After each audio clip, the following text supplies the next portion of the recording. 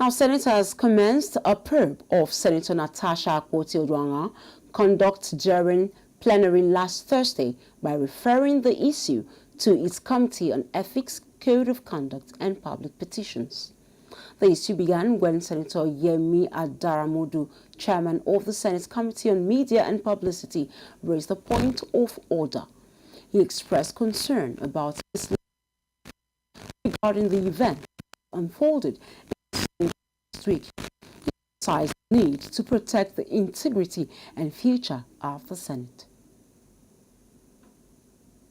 I'm at the back seat, but I can lend my voice. In fact, Mr. Senate President, the former Senate President, very distinguished Senator Ahmed Lawal, is at the very back seat after my own. Look at my own seat. Look at his own seat.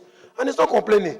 He will raise up his hand with respect here, and will still go there to bow for his respect because he's a man of integrity. So why can somebody say, can anybody be at the back seat more than him here?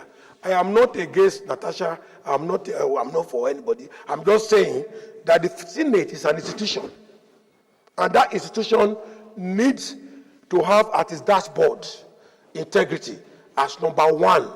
Simi Ulabalu about one of our colleagues, Senator Natasha Akpoti-Uduaghan, being asked to move to another seat.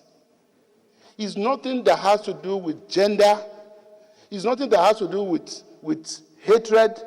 It's nothing that has to do with any form of malice. For the record, let me say again, distinguished Senator Adamu Alero, who had been governor for 8 years, who had been honorable minister, and who is one of the most ranking senators in this Senate today, was asked to move his seat. And he didn't make any issue out of it. We had a reason to change the seat of His Excellency Distinguished Senator Aminu Waziri Tambuwal. He didn't make any issue out of it.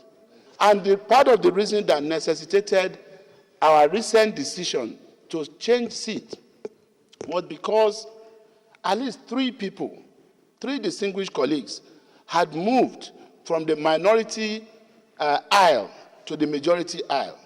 First was distinguished Senator Ifeanyi Uba of blessed memory.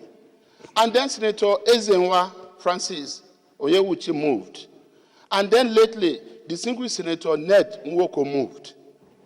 All of this necessitated a change in our sitting arrangement because we needed to readjust. And it is important that rather than all sitting here to debate this issue, that we just allow this matter, most respectfully, to be referred to our Committee on Ethics, Privileges, and Public Petitions. We see you as first one among equals, but the presiding officer of this Senate, and therefore the father of this Senate. In spite of some provocations, in spite of some offenses, Mr. President, we ask you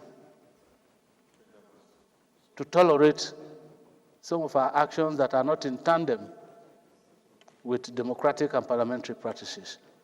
These things once in a while will occur, but please, we want to ask that while we are referring this matter to a relevant committee, let us ponder on the drama that unfolded on that day and see how we can mitigate against the possible consequences on the integrity and the image of this institution so that we can move forward in the interest of this country. Senate Leader Senator Kwayemi Bamidele, Minority Leader Senator Alba Moro, and Senator Jimo Ibrahim, representing Ondo, among others, lamented over the conduct displayed by Senator Akpoti-Uduaghan on the fateful day and recommended that the matter be referred to its appropriate organ for further investigations.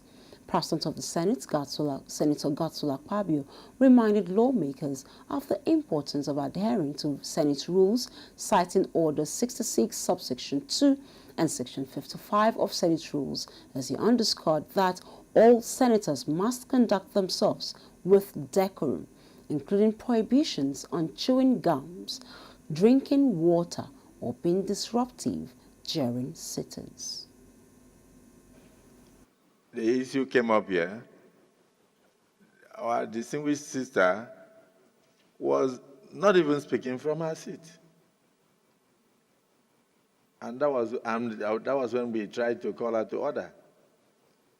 I think part of the problem is when people come from court declared senators, they miss the orientation. The management of the National Assembly is hereby ordered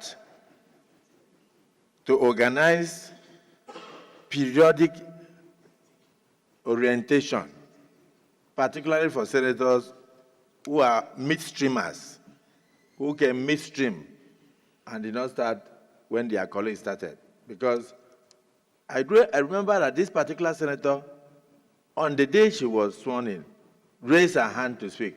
I was scared, but I had to recognize her because I was saying, you just gave her the rule book. Part of what we give to you when you are sworn in is a standing order of the Senate. So I said, has she even opened the rule book to know what she's going to say? But she made the contribution on that day. I think 2 days later, she brought a motion. There's nothing wrong in being vibrant, but there's a lot wrong when you don't know anything about the procedure. You can't be a reverend father and go and start the church service with communion. You must lay foundation. Senators voted to approve that the issue be referred to the Ethics Committee for investigation and to report back to the Senate in 2 weeks.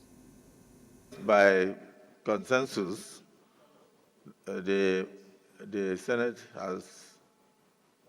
leader has moved a motion and has been seconded. Those in support that the disorderly conduct of our colleague, distinguished Senator Natasha Akpoti-Uduaghan, we referred to the Senate Committee on Ethics and Privileges for necessary further action. Say aye. Those against say nay. The ayes have it. So the matter is hereby referred to the Committee on Ethics and Privileges and Committee on Code of Conduct, Ethics and of course, and Public Petitions. Ethics, Privileges, and Public Petitions, headed by distinguished Senator Natasha Akpoti-Uduaghan, to look into it and advise the Senate, revert to us within 2 weeks. Leader of the Senate. Well, Mr. President and very distinguished colleagues,